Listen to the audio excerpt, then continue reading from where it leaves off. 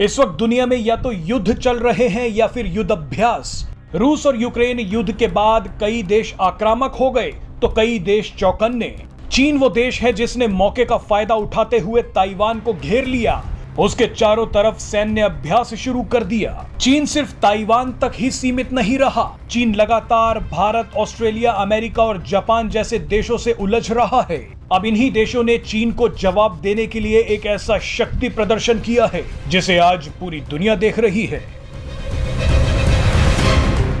इस युद्ध अभ्यास का नाम पिच ब्लैक है, जो चीन के लिए किसी काल से कम नहीं है। पिच ब्लैक नाम की इस जबरदस्त एयर एक्सरसाइज में 17 देश हिस्सा ले रहे हैं। आपको बता दें कि लगभग इन सभी देशों का चीन के साथ किसी न किसी मुद्दे को लेकर विवाद चल रहा है। इस अभ्यास में America, Australia, Japan, Germany, France, England, Malaysia, New Zealand जैसे देश शामिल हैं। भारत भी 4 सुखोई लड़ाकू विमानों के साथ इस एक्सरसाइज में हिस्सा ले रहा है। आपको बता दें कि इस एक्सरसाइज में अमेरिका, ऑस्ट्रेलिया और जापान F-35 लड़ाकू विमान लेकर पहुंचे हैं। इन्हें दुनिया का सबसे आधुनिक लड़ाकू विमान माना जाता है। फ्रांस अपने राफेल लड़ाकू विमान के साथ आया है, तो जर्मनी ने यूरोफाइटर टाइफून को इस अभ्यास में उतारा है। भारत इस अभ्यास में दूसरी बार हिस्सा ले रहा है। इस वीडियो में आपको बताएंगे कि पिच ब्लैक एयर एक्सरसाइज में हिस्सा लेकर भारत ने किस तरह से चीन को एक तगड़ा झटका दिया है। रूस और यूक्रेन युद्ध के बाद अब ताइवान के मुद्दे पर दुनिया में तनाव बढ़ता जा रहा है। पूरी दुनिया के अलग अलग देश नई मोर्चेबंदियों और सैनिक साझेदारियों में लगे हुए हैं। भारत ने इस स्थिति की कल्पना और इसकी तैयारी कई साल पहले से शुरू कर दी थी। भारत और अमेरिका के बीच होने वाले साझा नौसैनिक अभ्यास मलाबार को और बढ़ाया गया और इसमें जापान और ऑस्ट्रेलिया भी शामिल हुए।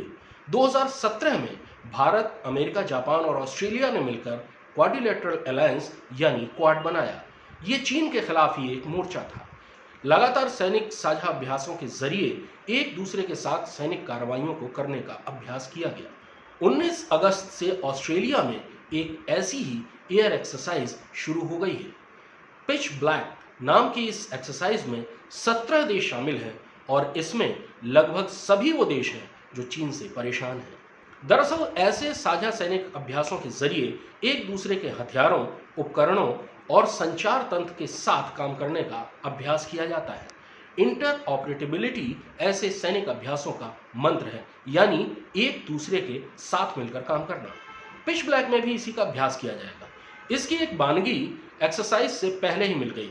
भारतीय वायुसेना के 4 सुखोई जेट जो ऑस्ट्रेलिया के रास्ते में थे, उनको इंडोनेशिया से ऑस्ट्रेलिया के बीच में कहीं रुककर ईंधन नहीं भरवाना पड़ा, क्योंकि उन्हें फ्रांस के एक मिड एयर रिफ्यूलर ने आसमान में ही ईंधन दे दिया।